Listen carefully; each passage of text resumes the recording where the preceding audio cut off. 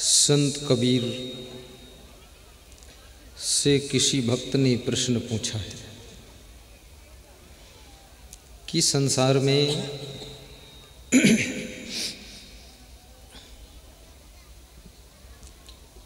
मनुष्य टेंशन में क्यों रहता है। कल ये प्रश्न किया था पर उत्तर नहीं दे पाया था, आज फिर से।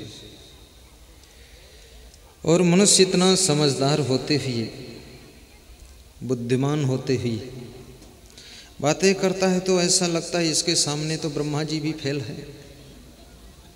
लेकिन जब दारू पीता है तो ऐसा लगता है इसके सामने तो पूरा खुद ही दारू भट्टी बना हुआ है। और बीड़ी से बीड़ी जलाकर पीता है और कहता है सुबह एक बीड़ी जलाता हूँ और शाम तक जब तक सो नहीं जाता हूँ तो बीड़ी से बीड़ी जलाकर पीता रहता हूँ, कभी बीड़ी बंद ही नहीं करता हूँ। बीड़ी पीने में मेरा फर्स्ट नंबर है। ऐसा इंसान इतना बुद्धिमान, इतना समझदार, और फिर भी ये छोटी सी बीड़ी का गुलाम बन जाता है, शराब की बोतल में फंस जाता है, जुआ खेलते खेलते द्रौपदी को भी हार जाता है और शराब पी करके यमुना की धारा में डूबकर मर जाता है। ताश के पत्तों को फेंकते फेंकते अपने अमूल्य समय को बर्बाद करता है। आखिर ऐसा क्यों? तीसरा प्रश्न पूछा गया सदगुरु कबीर साहब से। मनुष्य के पास में इतना ज्ञान है, विज्ञान है, संज्ञान है, लेकिन फिर भी ये बहुत से भ्रम में क्यों पड़ा रहता है। इसके अंदर बहुत भ्रांति रहती है। भूत पेत का भ्रम, जिंद परिंद का भ्रम, चुड़ैल का भ्रम, साढ़े साती शनि का भ्रम, मंगल टेढ़ा सीधा, कितना लफड़ा है इसके पास। जंतर मंतर टोना टंबर, इस मकान में रहने का भ्रम, ये गाड़ी हमें सूट नहीं किया इसका भ्रम। गाड़ी कोई सब्जी है जो छूट नहीं किया है। अंधाधुंध चलाते हो, लड़ते हो, टकराते हो, फिर गाड़ी को कहते सूट नहीं किया। लोहा में सूट फूट क्या होता है। नाना प्रकार के भ्रम में डूबा हुआ इंसान शांति की तलाश में घूमता रहता है। कभी कैलाश मानसरोवर में जाता है, कभी चारों धाम में भ्रमण करता है, कभी साईं बाबा के यहाँ भीड़ में लाइन में लग जाता है, और कभी जा करके सिनेमा हॉल में बैठ जाता है, और कभी जा करके मार्केट की सैर करता है, नेपाल भोपाल घूमता रहता है। लेकिन फिर भी इसको चैन और शांति नहीं मिलती। कभी ये सोचता है कि अच्छे कपड़े पहन लो तो शांति मिल सकती है। अच्छे कपड़े पहनने के बाद भी इसको जब शांति नहीं मिलती तो सोचता है कि अब क्या करूं। शांति का रिश्ता अच्छे मकान से नहीं, अच्छे कपड़ों से नहीं, अच्छी गाड़ी से नहीं, अच्छी साड़ी से नहीं। शांति का रिश्ता कैलाश मानसरोवर में घूमने से भी नहीं है, लंका में भ्रमण करने से भी नहीं। देश विदेश की यात्राएं कर डालो। स्वामी विवेकानंद ने एक बहुत बड़ी बात कही थी। प्राचीन समय में ही उन्होंने कह दिया था कि मनुष्य अपनी इस खोपड़ी को विश्व के चारों कोनों में घुमा दे, लेकिन फिर भी उसको शांति नहीं मिलेगी। जिस दिन अपनी खोपड़ी को पवित्र कर लेगा उस दिन वो घर बैठे शांति को प्राप्त कर देगा।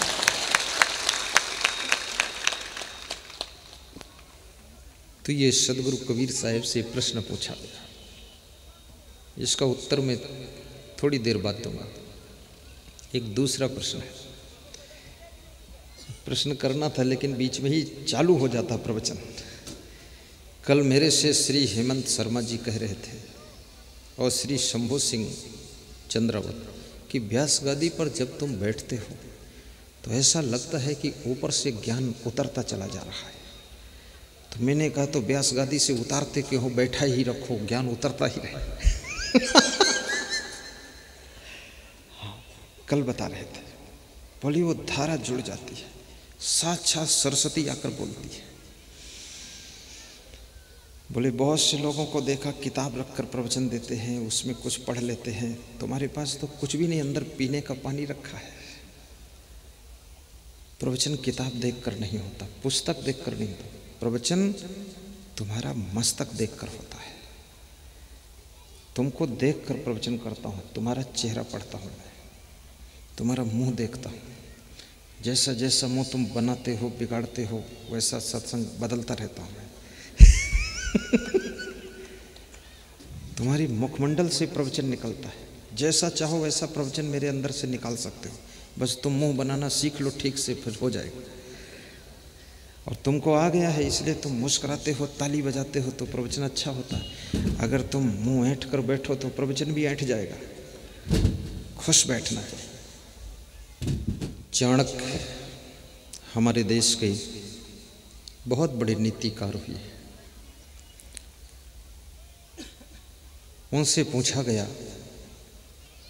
कि वह कौन सा घर है, वह कौन सा गृहस्थाश्रम है जिसको धन्य कहा जा सकता है। अर्थात गृहस्थाश्रम को धन्य बनाने के लिए, गृहस्थाश्रम को ऊंचा उठाने के लिए, गृहस्थाश्रम में सुख शांति पाने के लिए, गृहस्थाश्रम को सफल बनाने के लिए मनुष्य को कैसे जीवन जीना चाहिए, कौन कौन फार्मूलों का प्रयोग करना चाहिए जिससे गृहस्थाश्रम कलह कलेश का केंद्र न रहे, गृहस्थाश्रम भी शांति से व्यतीत हो सके। इसमें ज्यादातर गृहस्थ बैठे, विरक्त तो मुट्ठी भर ही है। शानंदम सदनम सुता सुधिया कांता प्रियालापिनी इच्छा पूर्ति धनम सोयोषित रति स्वाज्ञा परः सेवकः आतिथ्यम शिवपूजनम मिष्ठान्न पानम गृहे साधो संगम च उपास्ते सततम धन्यो गृहस्थाश्रमः। अगर अर्थ समझ गए हो तो विस्तार न करो। समझ गए कि नहीं? बोलो। नहीं समझे? चलो आज स्वीकार तो किया कि समझ में नहीं आया है। बहुत अच्छा अर्थ है। शानंदम सदनम, जिसका घर सदैव आनंद से भरा रहता है वो गृहस्थाश्रम धन्य है। जिसके घर में कभी कलह कलेश नहीं होता है, कभी राग द्वेष नहीं होता है, देवरानी जेठानी के बीच में ईर्ष्या नहीं होती है, भाई भाई के बीच में तनाव नहीं होता है, पिता पुत्र के बीच में दीवार नहीं खड़ी होती है और सासू बहू के बीच में तकरार नहीं होती है, वह गृहस्थाश्रम आनंद का केंद्र बनता है।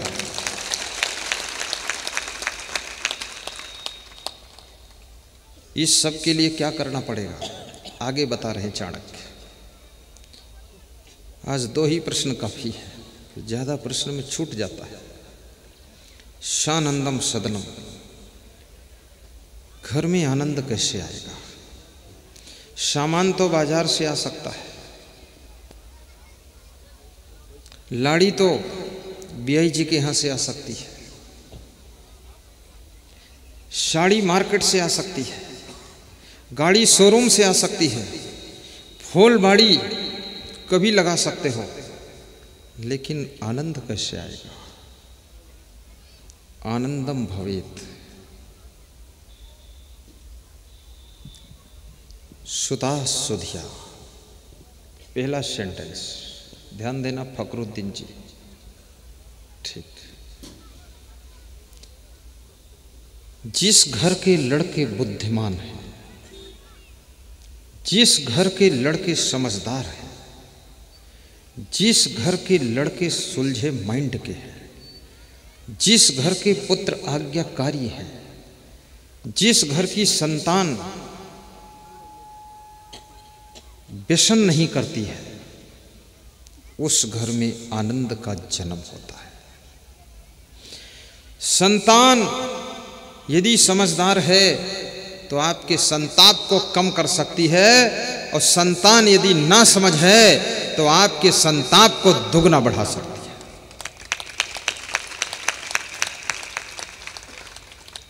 मनुष्य जितना अपने शत्रु से दुखी नहीं है, उससे ज्यादा अपने पुत्र से दुखी है। शत्रु तो कभी कभी दुख देता है और पुत्र तो सुबह शाम भाला भौंकता रहता है। अगर ना समझ पुत्र है, और पुत्र कैसे समझदार होगा? एक छोटी सी कथा सुनाओ। किसी राज घराने में एक दासी काम करती थी। तो दासी ने देखा कि राजा साहब के चेहरे पे उदासी है, राजा साहब की आंखें प्यासी हैं और मैं इस घर की दासी हूं। तो उसने राजा साहब से पूछा, राजा साहब, मैं बहुत दिनों से देख रही हूं आपका मन बड़ा उदास रहता है, चिंतित रहता है, ऐसा क्यों? तो राजा ने कहा, चिंता में हूं इसलिए चिंतित रहता हूं। बोले, चिंता का कारण क्या है? तो राजा ने कहा, एक ही बेटा है और कुसंगत में फंस गया है, 16 साल की उम्र है, शराब पीता है, वेश्यालय जाता है, होटलों में खाता है, न जाने क्या क्या कुकर्म करता है, जुआ खेलता है, सट्टा पे दांव लगाता है, पास में बैठता नहीं है, समझाओ तो समझता नहीं है, डांटो तो आंखें गुरेरता है, लड़ने को तैयार हो जाता है, ज़्यादा टाइट करो तो जहर खाने की धमकी देता है, कहता है ज़्यादा कहोगे तो लाश पाओगे, तो बड़ी टेंशन है। कभी तुम्हारे घर में तुमको टाइट किया जाए कंट्रोल के लिए तो अपने गार्जियन को ये मत सुनाना कि मैं मर जाऊंगा। ये मरने की धमकी दे करके बुरे कर्म करने की कोशिश करना, तो याद रखना मरने के पहले ही तो मरे जैसे ही जिंदगी जियोगे, तुम्हारी जिंदगी में भी जिंदापन दिखाई नहीं देगा। अगर तुम्हारे घर के लोग तुमको ठीक से टाइट कर देंगे, अगर नट बोल्ट टाइट ना हो तो मोबिल ऑयल टपक जाता है और इंजन बर्बाद हो जाता है। अगर आप भी ठीक से टाइट नहीं किए गए तो आपका भी जिंदगी का इंजन फेल खा जाएगा। मैं अपनी जिंदगी की बात बताता हूँ।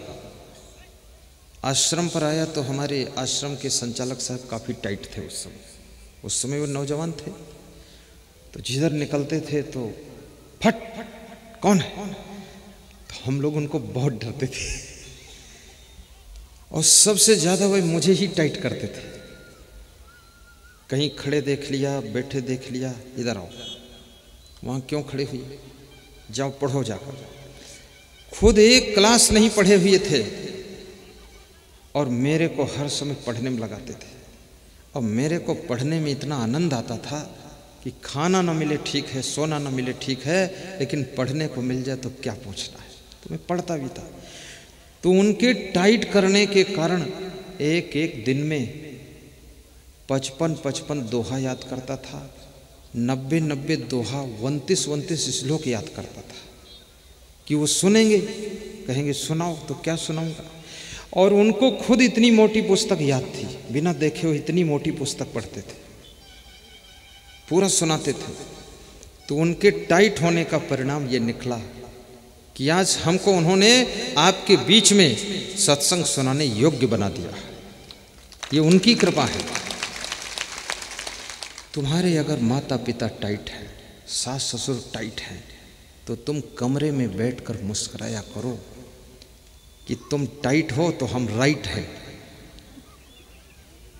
अगर तुम ढीले होते तो हम न जाने किधर फिसल गए होते। लेकिन एक बात और कहूँगा, बहुत ज़्यादा टाइट भी मत होना, क्योंकि नट को इतना ही टाइट करो जितने में उसकी चूड़ी मिस ना हो जाए। और बहुत ज़्यादा टाइट कर दिया तो पता चला नट अलग हो गया और बोल्ट अलग हो गया। थोड़ा सीमा में।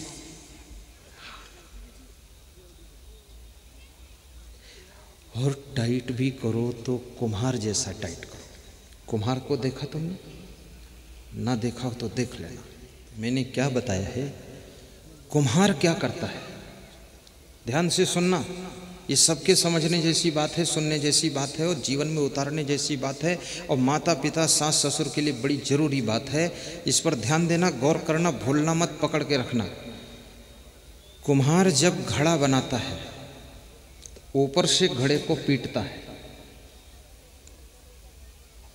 और अंदर से हाथ लगाए रहता है।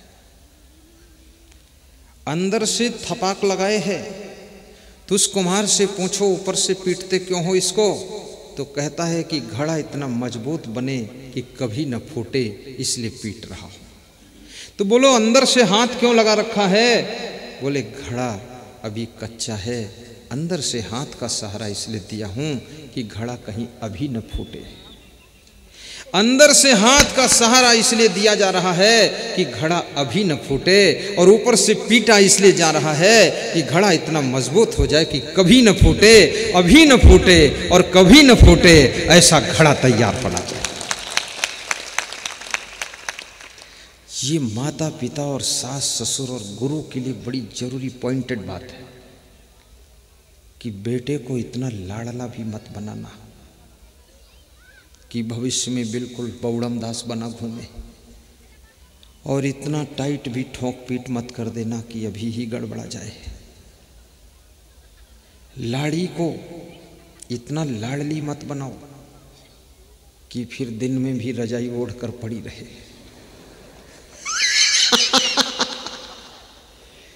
कितनी सासों ने तो लाड़ी को बिल्कुल रसगुल्ला बना रखा है। हाँ, गोलम गोल, टाल मटोल, पोलम पोल, ढोलम ढोल।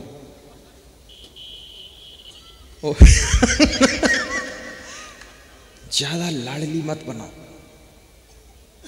उसको काम करने दो, देखने दो, सिटिंग करने दो, उसके हाथों में जूठन लगने दो, थाली मांजने दो, झाड़ू पकड़ने दो, शुरू से ही उसको ट्रेनिंग में लग जाने दो। और अपनी लाड़ी को इतना ज़्यादा लोड भी मत डालो कि भी नई नई किसी जागीरदार के घर से बेटी आई है, किसी हाड़ा परिवार से बेटी आई है, कोमल हाथों में पली थी, और यहाँ तुमने उसको ऐसा रगड़ दिया कि चटनी हो गई। थोड़ा धीरे धीरे लोड डालो उसके ऊपर, धीरे धीरे, ताकि वो लोड ले ले। और प्रेम भी दीजिए, प्रेम से बोलिए भी, अनुशासन भी रखिए, उसका ख्याल भी रखिए।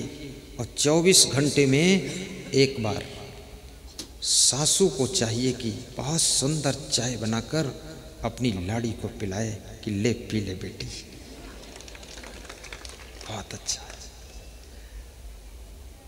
आज लाड़ी बहुत खुश हो रही कि अब से चाय मिलेगी हमें।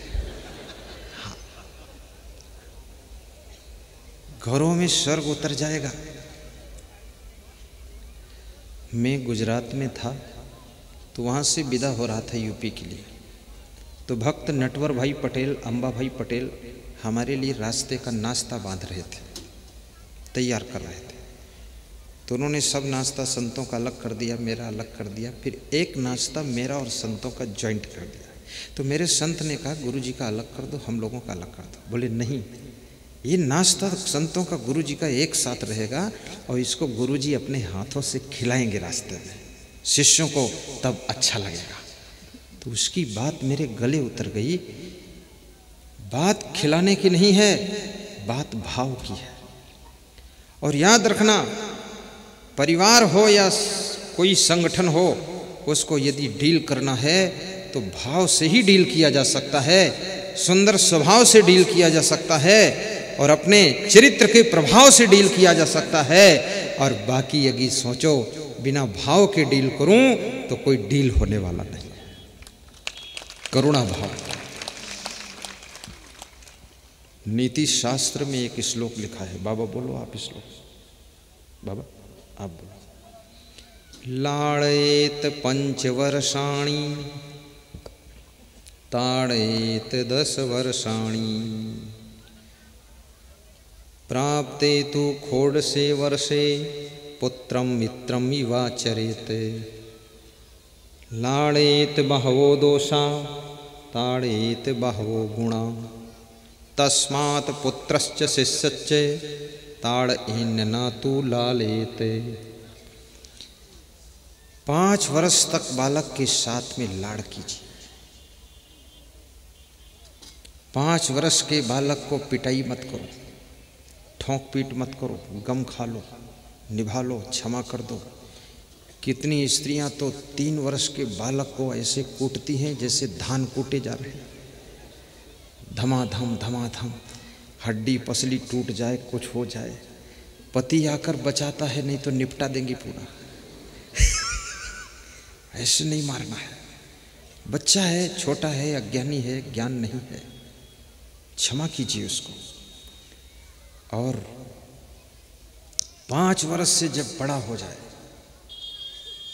तो 5 से लेकर 5 और 10 कितना होता है?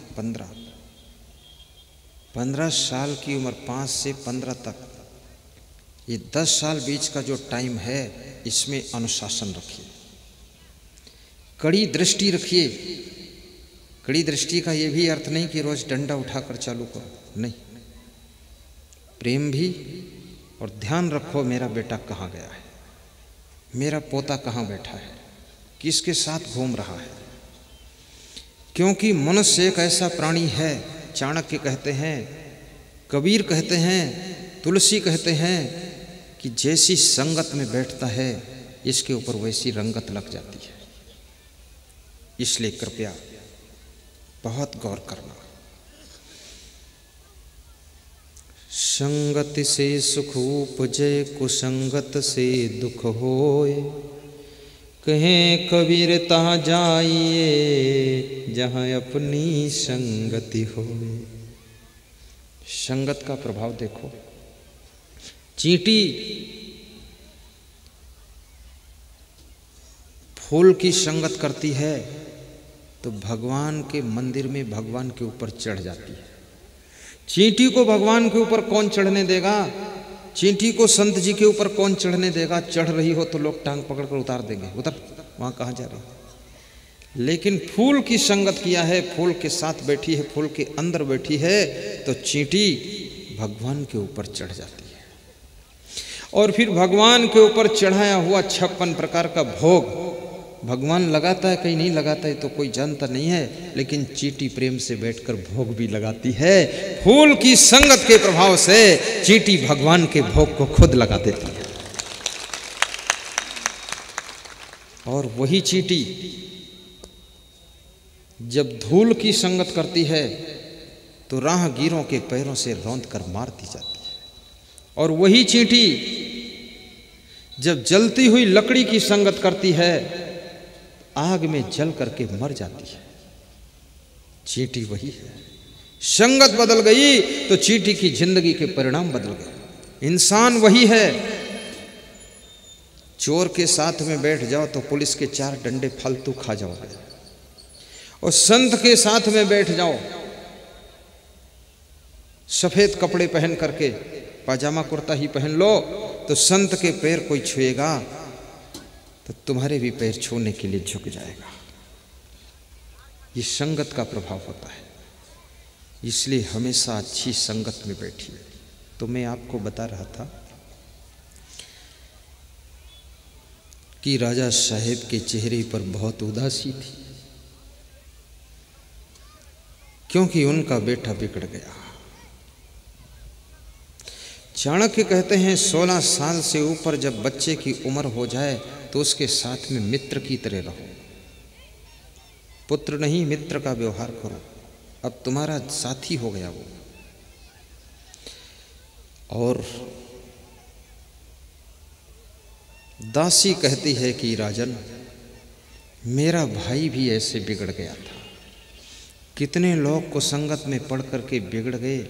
जागीरदारी बिक गई, जमीन बिक गई, मकान बिक गए, इज्जत चली गई, सम्मान चला गया, और दारू की बोतल में सब डूब गए। जितने लोग नहीं डूबे हैं नदियों के पानी में, जितने नर नारी नहीं डूबे हैं आज तक समुद्र के लहराते पानी में, और जितने लोग नहीं डूब सके हैं कुओं के गहरे पानी में, उससे भी करोड़ों गुना ज्यादा डूब गए हैं बोतलों के बंद पानी में, बोतलों के बंद पानी।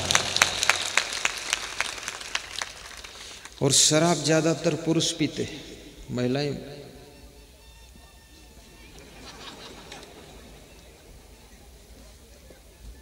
पूरा तो नहीं कह सकता नहीं पीती है, कोई कोई टेस्ट लेती है।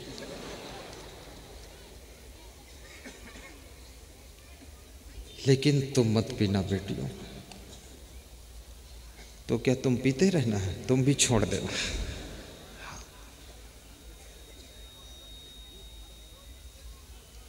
पीना है शुद्ध जल पियो, पीना है दूध पियो, पीना है फलों का रस पियो, पीना है प्रेम को पियो, पीना है सत्संग का अमृत पियो, पीना है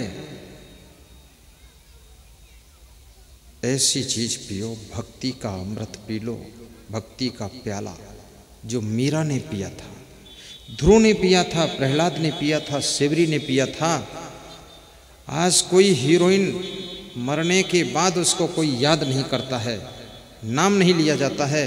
हीरो के मरने के बाद उसकी याद खत्म हो जाती है, लेकिन ध्रुव, प्रहलाद, मीरा और सेवरी संसार छोड़ने के बाद भी आज उससे ज्यादा सबके दिलों में जिंदा है। इसलिए मैं बेटियों से कहूंगा, राजमहल में यदि रहती हो तो मीरा बनकर भक्ति करना, यदि झोपड़ी में तुम्हारा निवास है तो सेवरी की तरह भक्ति करना, तुम ध्रुव और प्रहलाद बनकर भक्ति करना, राम बनकर के विश्वामित्र जैसे गुरु की सेवा करना, कृष्ण बनकर के संदीपन गुरु के चरणों में बैठ करके भक्ति करना, कभी राम बन के कभी कृष्ण बन के चले आना, प्रभु जी चले आना। गीत है ना, आप कहो तो गा दूं, गाऊं? फ्री में थोड़े गाऊंगा, कुछ लूंगा। कभी राम बन के कभी श्याम बन के चले आना, प्रभु जी चले आना। कभी राम बन के कभी श्याम बन के चले आना, प्रभु जी चले आना। तुम राम रूप में आना, तुम राम रूप में आना। सीता साथ लेके धनुष हाथ लेके चले आना, प्रभु जी चले आना। सीता साथ लेके श्री शंभू सिंह चंद्रावत भाव से चले आना, गुलाब सिंह प्रभु जी चले आना। कभी राम बन के कभी श्याम बन के चले आना, प्रभु जी चले आना। कबीर बन के महावीर बन के चले आना, प्रभु जी चले आना। तुम कृष्ण रूप में आना, तुम कृष्ण रूप में आना। राधा साथ लेके मुरली हाथ लेके चले आना, प्रभु जी चले आना। राधा साथ ले जय हो, मुरली हाथ लेके चले आना, प्रभु जी चले आना। कभी राम बन के कभी श्याम बन के चले आना, प्रभु जी चले आना।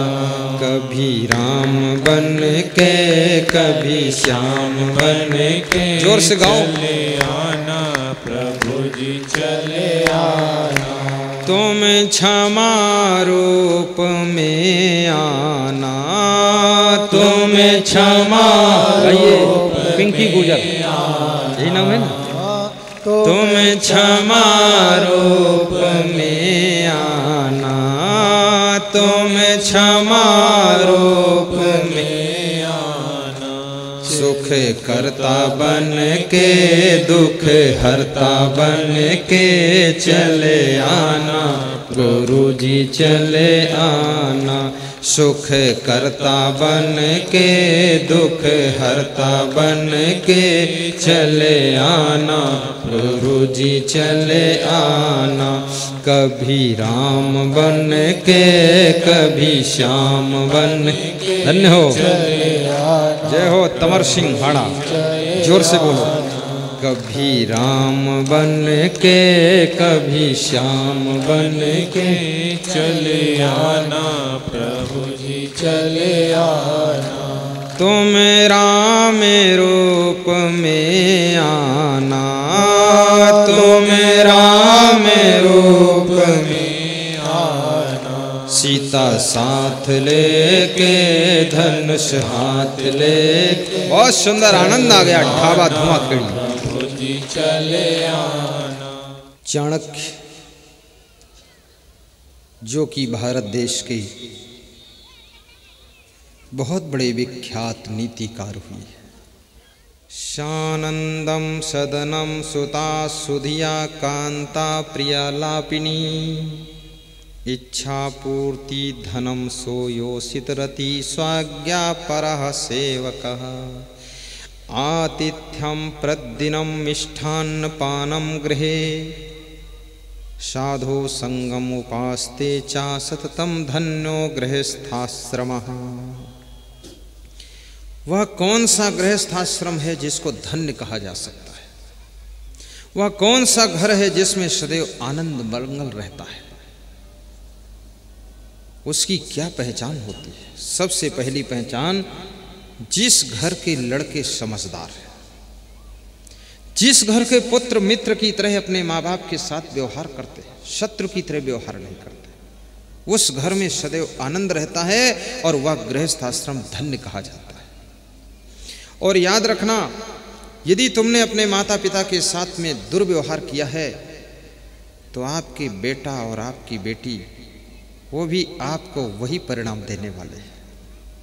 क्योंकि मनुष्य जो भी कर्म करता है, किसी के साथ में कर्म करे, लेकिन उस कर्म का फल उसी के पास में आता है। आप सूरज के ऊपर धूल झोंक दो, वो धूल सूरज तक तो नहीं जाएगी, लेकिन थोड़ी ही देर में तुम्हारे सिर के ऊपर सब गिर जाएगी। इसलिए कभी सास ससुर को सताना मत, माता पिता को दुखाना मत। नहीं चाहिए दिल दुखाना किसी का, सदा ना रहेगा जमाना किसी का। नहीं चाहिए दिल दुखाना किसी का, सदा ना रहेगा जमाना किसी का, सदा ना रहेगा जमाना किसी का। सुख और दुख में गुजर कर न सीखे, अपनी कमाई में बसर कर न सीखे।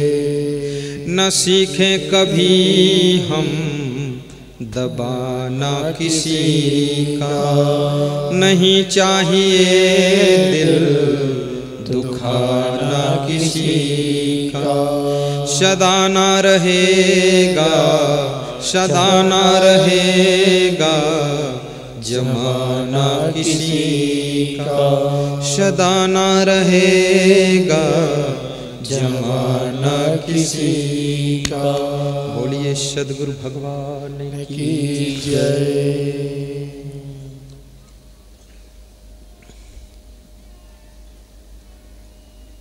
मैंने सुना है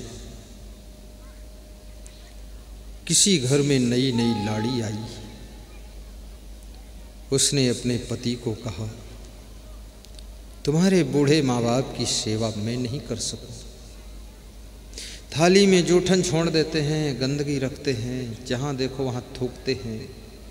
इनको घर से बाहर झोपड़ी है उसमें रख दीजिए और इनके भोजन करने के लिए मिट्टी के बर्तन रख दीजिए और मिट्टी के पात्र में भोजन करेंगे। वो पात्र को अलग डाल दिया जाएगा, मांजना धोना नहीं पड़ेगा। पति अपनी पत्नी का बहुत आज्ञाकारी शिष्य था, पूरी बात मान लिया। कितने पति लोग बड़े आज्ञाकारी शिष्य होते हैं, रोज सुबह शाम हाथ जोड़कर पूछते हैं, देवी और कोई आज्ञा है? बिना विवेक का काम करते हैं। वह नारी महान है जो अपनी पति को गिड़गिड़ाने के लिए मजबूर नहीं करती है। वह स्त्री लक्ष्मी का रूप है जो अपने पति के सम्मान को बनाकर रखती है। वह नारी नारायणी है जो अपने पति का कभी अनादर नहीं करती है और उसको मर्यादा से विरुद्ध झुकाने की कोशिश नहीं करती है, वो नारी जिस घर में रहती है उस घर में लक्ष्मी की कृपा सदैव रहती है।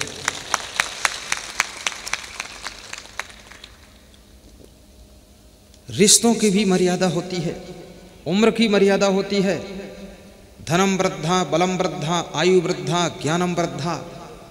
श्रीमद् भागवत में कहा गया है कि आयु में जो बड़ा है उसको भी बड़ा मानना चाहिए, धन में जो बड़ा है उसको भी बड़ा मानना चाहिए, बल में बड़ा है उसको बड़ा मानना चाहिए, जो बुद्धि में बड़ा उसको बड़ा मानना चाहिए, और जो ज्ञान में बड़ा है उसको सब बड़ों में सबसे बड़ा मानना चाहिए।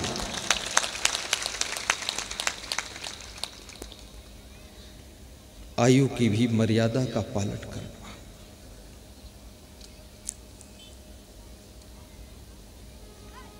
बूढ़े माँ बाप को झोपड़ी में घर के बाहर रख दिया गया है।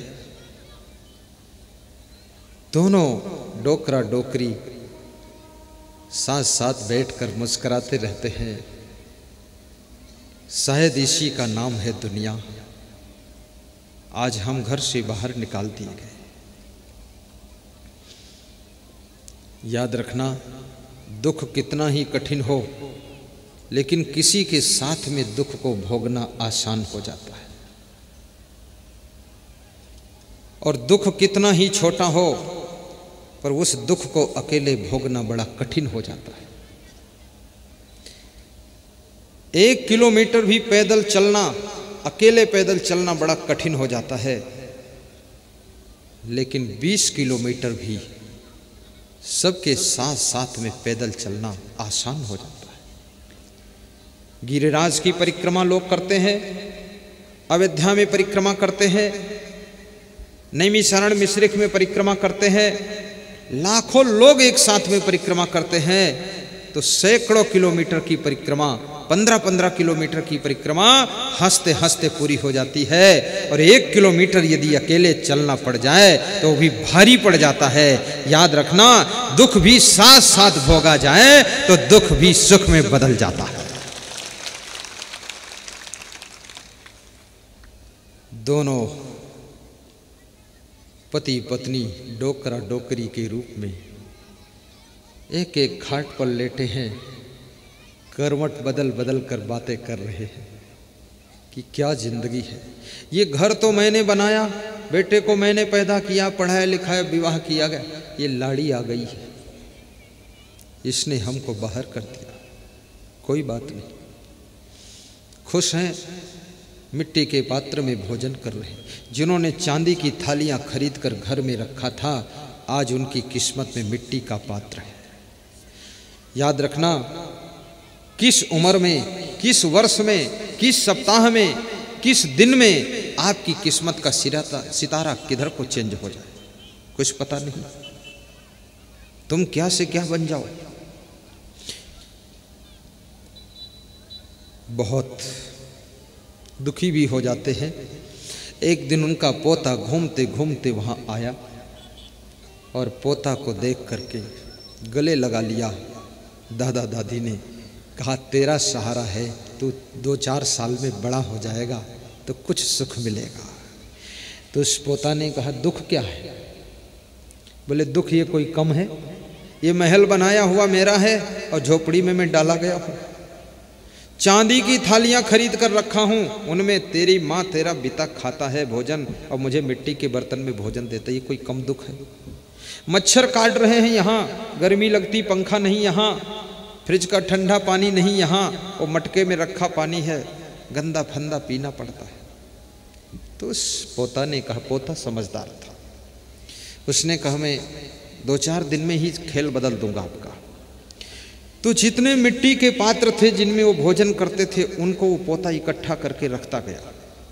1 महीने में वह पात्र 100-150 इकट्ठे हो गए। सुबह नाश्ता का पात्र, दोपहर भोजन वाला, फिर शाम भोजन वाला। एक दिन वो लाड़ी अपने पति के साथ में देखने आती है कि सास ससुर का क्या हाल है। हाल बिगाड़ दिया, फिर हाल देख रही हो। जिसकी चाल बिगड़ जाती ना तो उसके साथ में जो भी रहेगा उसका भी हाल बिगड़ जाएगा, और जिसकी चाल ठीक है उसका हाल ठीक रहेगा और उसके साथ जो भी रहेगा उसका भी हाल ठीक हो जाएगा। और जिसकी चाल बिगड़ गई तो उसका खुद का हाल बिगड़ जाता है और दूसरे जो साथ में जुड़े रहते ना उनका भी हाल बिगड़ जाता है। इसलिए हाल को सुधारना है तो सबसे पहले अपनी चाल को सुधार लो तो हाल अपने आप ठीक हो जाएगा। लोग चलती भाषा में पूछते हैं कहो क्या हाल चाल है, तो लोग बोलते हैं परफेक्टली ऑल राइट, सब ठीक है, चकाचक है। चकाचक है कि कचाकच है कि खचाखच है, क्या है? क्या हाल कहूँ अपने घर का, क्या हाल कहूँ अपने घर का, सुख साधन है लेकिन चैन नहीं।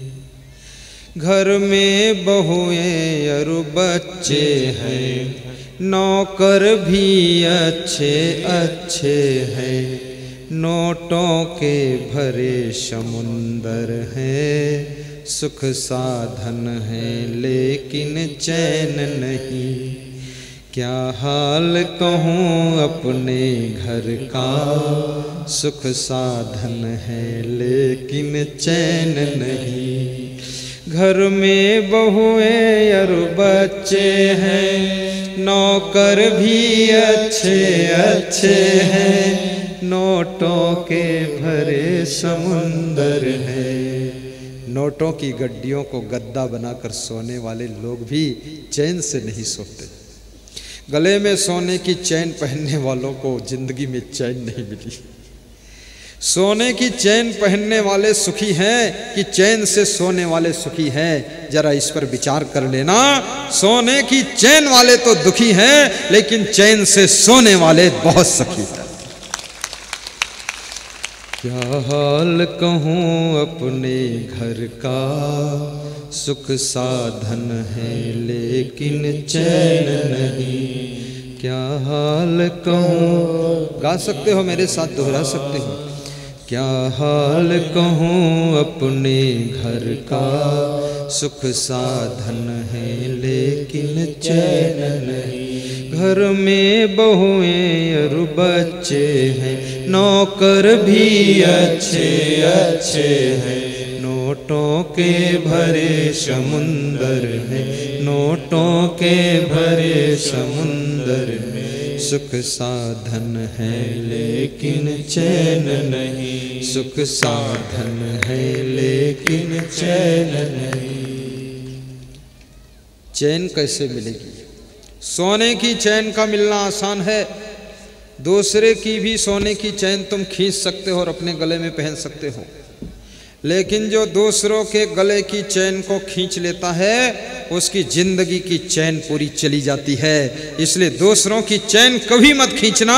आपकी जिंदगी में चैन रहे, गले में चैन रहे या ना रहे, उसकी परवाह मत कीजिए, लेकिन दूसरे की चैन खींचकर पहनना ये आपकी चैन को नष्ट कर डालेगा, बहुत पाप लगेगा। किसी का सोना भी मत उठाओ, अपना सोना दान कर दो, चांदी दान कर दो, लोहा दान कर दो, मिट्टी दान कर दो, पुराने कपड़े गरीबों को दान कर दो। लेकिन ये चोरी चपारी, उस बालक ने मिट्टी के पात्र इकट्ठे किए,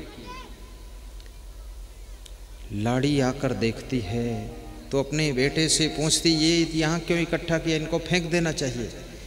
तो बेटे ने कहा कि माँ, हमारे दादा दादी के लिए हमारे पापा और मम्मी मिट्टी के पात्र में भोजन देते हैं, तो जब मेरे दादा दादी मर जाएंगे और मेरी शादी होगी और मेरी पत्नी आएगी तो हम पति पत्नी आपको भी मिट्टी के पात्र में भोजन देंगे।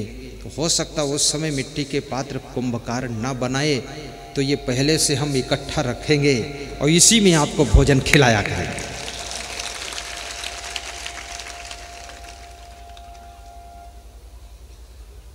उस लाड़ी ने जब सुना ये बात, तुरंत लौटकर अपने राजमहल के घर में आई और अपने पति को बुलाया और कान में खुसर फुसर बात किया कि भविष्य बिगड़ने वाला है, ये मिट्टी के प्याले में हमको तुमको खाना पड़ेगा, इसलिए सास ससुर को अंदर ले आओ।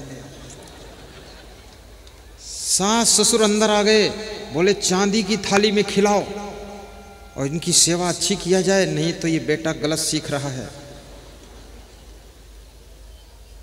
10 दिन के बाद उस पोता ने अपने दादा दादी से पूछा क्या हाल है, बोले सारा हाल तो तूने सुधार दिया है।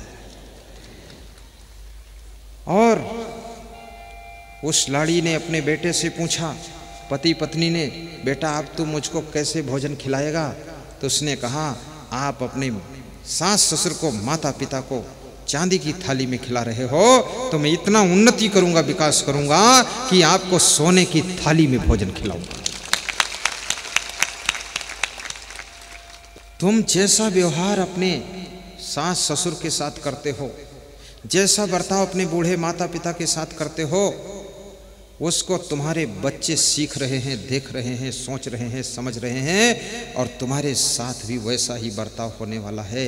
इसलिए मैं निवेदन करूंगा, अगर तुम चाहते हो कि मेरा बेटा मेरी सेवा करे तो तुम जिसके बेटे हो उसकी सेवा करने लग जाना, तो तुम्हारा बेटा तुम्हारी सेवा जरूर करेगा। अपने माता पिता को बहुत अच्छे ढंग से रखिए और माता पिता जितने हैं, दादा दादी हैं, मैं उनसे भी कहूँगा गम भी खा लेना। कितने दादा दादी भी बहुत क्रोधी है, बहुत सनफन करता है। कम खाना, समता से रहना, सब्जी में नमक ना हो तो भी शिकायत मत करना, प्रेम से खा लेना।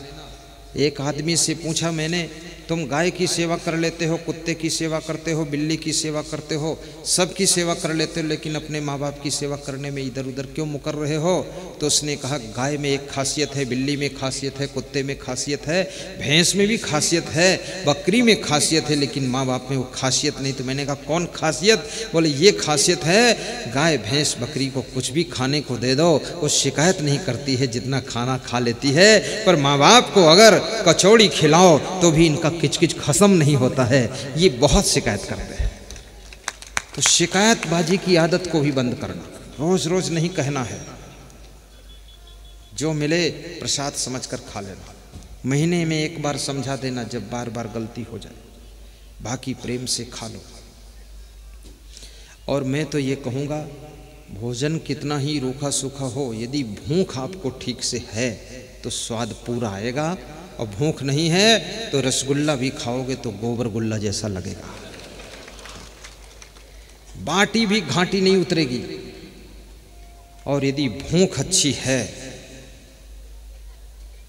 आनंद आ जाएगा। और बिना भूख के जो लोग खाते हैं वे कभी स्वस्थ नहीं रहते हैं, और जो कड़ी भूख लगने पर खाते हैं वे कभी बीमार नहीं होते हैं, और जो भूख से थोड़ा कम खाते हैं उनकी उम्र बढ़ जाती है, जो भूख से ज़्यादा खाते हैं वे 60 वर्ष से ऊपर जिंदा नहीं रहते हैं।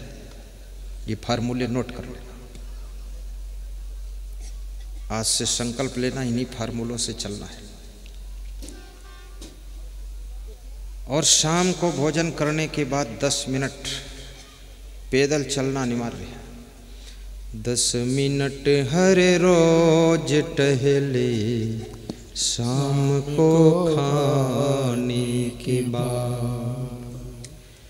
कितने लोग तो बिस्तर पर ही खाते हैं और खाने के बाद बिस्तर पर ही हाथ धोते हैं और फिर बिस्तर पर ही लेट जाते हैं, और उनसे पूछो तो कहते मैं विधिवत खाता हूँ, उठने लायक नहीं रह जाता। ये कौन सा तरीका खाने का है? कम खाओ, और जब तुम कम खाओगे, व्रत रहोगे, मैं तो आपसे निवेदन करूंगा थोड़ा व्रत भी रहा करो। ज़्यादा न रह पाओ तो 8 घंटे व्रत रहो, शाम को थोड़ा खा लीजिए। और सत्संग में आना हो तो फल फ्रूट खाकर आइए, गाजर खा लो, मूली खा लो, जामफल खा लो, केला खा लो, भोजन मत करो। देखो आपको यहाँ नींद नहीं आएगी, ऊँघ नहीं आएगी, जमाई नहीं आएगी, यहाँ सुस्ती नहीं आएगी, मस्ती आएगी, चेहरा चमकेगा, मुखमंडल चमकेगा और हंसते रहोगे, खुश रहोगे। और यदि ठीक से विधिवत खाकर आए हो ना तो तुम कहोगे हे भगवान, ये असंग साहेब सत्संग कब बंद करेंगे? इनका तो यही धंधा ही है, रोज सत्संग करते हैं। बस व्रत, सत्संग में जाना हो, बस थोड़ा सा चाय पी लिया, दूध पी लिया, चले आए। पानी बोतल में धर के बैठो, बार बार पीने के लिए बाहर जाना ना पड़े। बुद्धिमानी से काम करो और शाम को जब जाओ प्रेम से बैठकर खाओ। इतना टेस्ट आएगा, इतना अच्छा लगेगा, इतनी मीठी नींद आएगी, ऐसा लगेगा तुम फिर खाने के बाद बेहोश हो। ये हाई कोर्ट के जज श्री उमाशंकर जी, वे जब बहस कर रहे थे तो उनको नींद आ गई। नींद आ गई तो किसी ने कहा कि क्या नींद आ रही आपको? तो कान पकड़ा और बोले कि अब मैं भोजन करके नहीं जाता हूँ कोर्ट को, अब जो है बस एक चाय पीकर थोड़ा फल वल खा के चला जाता हूँ और शाम को आकर भोजन करता हूँ। और उन्होंने कहा ज़्यादा खाने से बुद्धू जी बुद्धि बढ़ती नहीं है, घटती है। बुद्धि घटे बहु भोजन खाए, इस फार्मूले को पूरा ध्यान रखना। बहुत खाने से बुद्धि घट जाती है। ज्ञान घटै नर मूढ़ की संगति, ध्यान घटै चित को भर माए। तेज घटै सब भोग की संगति, बुद्धि घटै बहु भोजन खाए। गाइए। तेज घटै सब भोग की संगति, बुद्धि घटै बहु भोजन खाए। प्रेम घटै नित ही कुछ मांगत, मान घटै नित पर घर जाए। दयाल कहीं सुन रे नर मूरख, पाप घटै हरि के गुण गाए। दयाल कहीं सुन रे नर मूरख, पाप घटै हरि के गुण गाए। ज्ञान घटै नर मूढ़ की संगति, ध्यान घटै चित को भर माए। तेज घटै सब भोग की संगति, बुद्धि घटै बहु भोजन खाए। ज्ञान बढ़ै गुणवान की संगति, ध्यान बढ़ै तपस्वी संग कीन्हे। मोह बढ़ै परिवार की संगति, लोभ बढ़ै धन में चित दीन्हे। क्रोध बढ़ै नर मूढ़ की संगति, काम बढ़ै तीय के संग कीन्हे। बुद्धि विवेक विचार बढ़ै कवि दीन, सुसज्जन संगत कीन्हे। ज्ञान बढ़ै गुणवान की संगति, ध्यान बढ़ै तपस्वी संग कीन्हे। मोह बढ़ै परिवार की संगति, लोभ बढ़ै धन में चित दीन्हे। क्रोध बढ़ै नर मूढ़ की संगति, काम बढ़ै तीय के संग कीन्हे। बुद्धि विवेक विचार बढ़ै कवि दीन, सुसज्जन संगति कीन्हे। हमारे साथ में एक ऐसा संत है जो बिल्कुल पढ़ा लिखा नहीं और प्रवचन ऐसा तगड़ा करता है, श्लोक भी बोलता है, बिल्कुल स्कूल गया नहीं, अभी लिख नहीं पाता है अपना नाम है प्रवीण दास। और जितना सेवाएं भी बहुत बड़ी करता है, बिल्कुल 2.5 फीट का लंबा है, छोटा सा है, यहाँ नहीं आया है, आएगा तो दिखाऊंगा, बिल्कुल दिखाने लायक वो संत।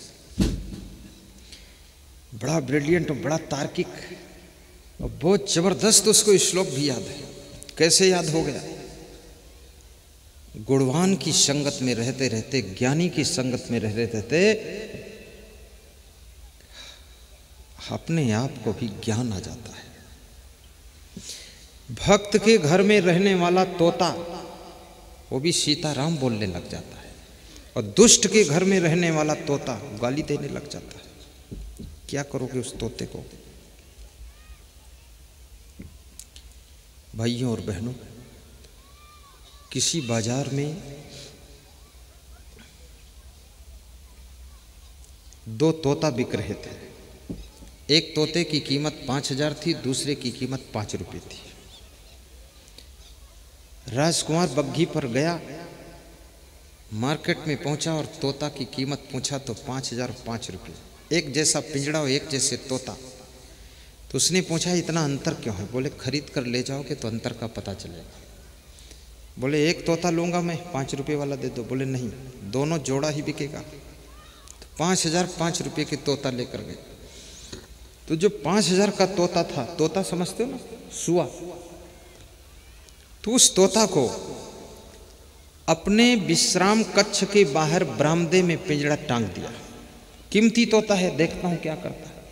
तो सवेरे जब 5 बजे तो तोता जाग कर बैठ गया और बोला, राजा साहेब जय सिया राम, ब्रह्म मुहूर्त है, जागो, भगवान का ध्यान लगाओ।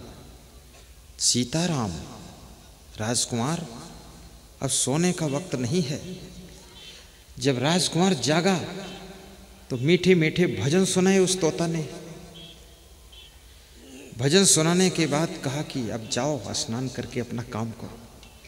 तो राजकुमार खुश हुआ कि अरे ये तो 5,000 रुपये अदा हो गए, तो बहुत समझदार तोता है। दूसरी रात को उस तोते को हटाकर दूसरी जगह रख दिया, 5 रुपये वाला तोता का पिंजड़ा टांग दिया। सवेरे जब राजा उठा और उसका बेटा राजकुमार उठा तो देखा कि वो तोता 5 बजे सो रहा है पिंजड़े में। तो बोले डिस्टर्ब ना करो भाई, तोता थक गया होगा, रात में देर में सोया होगा। तो फिर 6 बजे आकर देखा फिर भी सो रहा है। तो राजा साहब ने और राजकुमार ने दोनों ने पिंजड़े को खटखटाया कि उठ, सोता है भाई। तो उठा और आंखें लाल पीली दिखाया राजा साहब की ओर और कहा, बेवकूफ़ तेरी ऐसी तैसी मुझको जगाया क्यों, तेरी हिम्मत क्या? और बहुत गालियां दिया, अंड फंड आदर मादर सब बोला। अब राजा को कभी कोई गाली नहीं दिया था, उसने बहुत गाली दी। तो राजा ने कहा, अरे इसको निकालो, इसकी गर्दन ऐंठ कर फेंको, ये तो 5 रुपये की इसीलिए कीमत कम है, तो अंड बंड बोलता है और सुबह 7 बजे तक सोता है। तो उसको पिंजड़े से निकाल कर गर्दन ऐंठ कर मारने जा रहे थे। तो दूसरा तोता जो 5,000 की कीमत का तोता था वो रोने लगा, तड़फड़ाने लगा, छटपटाने लगा। बोला मत मारो मत मारो मत मारो राजा साहब, इसने जो गलती किया मैं क्षमा मांगता हूँ। ये तोता कोई और नहीं है, ये मेरा छोटा भाई है, हम दोनों सगे भाई हैं। बोले सगे भाई हुए तो बहुत नालायक है, इतनी गंदी गाली दिया, सह नहीं सकता। बोले इसकी गलती नहीं राजा साहब। बोले तो किसकी गलती? मेरी गलती। बोले आपकी गलती नहीं है, इसकी भी गलती नहीं है, और मैंने जो मीठे मीठे भजन सुनाए वो मेरी भी बड़ाई नहीं है। बोले फिर ऐसा क्यों अंतर है? बोले 7 जन्म हुआ था और बचपन से मैं एक महात्मा के आश्रम पर रहता था। तो महात्मा सवेरे उठता था, भजन गाता था, मैंने वहाँ भजन सीखे। और ये बचपन से एक दुष्ट के घर फंस गया, उसके घर में रोज़ लड़ाई झगड़ा गाली गलौज होता था, तो वही खुराफात सब सीखा है, देर से समझा, इसलिए इसकी कीमत कम है। तोता पंछी भी संत की संगत में रह करके सीताराम बोलता है, मंत्र बोलता है, भजन गाता है, मीठे मीठे गीत सुनाता है, और गलत आदमी की संगत में रह करके तोता भी गाली गलौज देने लग जाता है। तो भाइयों बहनों, तुम तो बहुत बुद्धिमान प्राणी हो, इसलिए नर नारी को गलत संगत में नहीं रहना चाहिए, अन्यथा तुम्हारी भी वाणी बिगड़ जाएगी, बुद्धि बिगड़ जाएगी। संगति से सुख उपजे, कुसंगत से दुख हो, कहे कबीर तहाँ जाइए जहाँ अपनी संगति हो।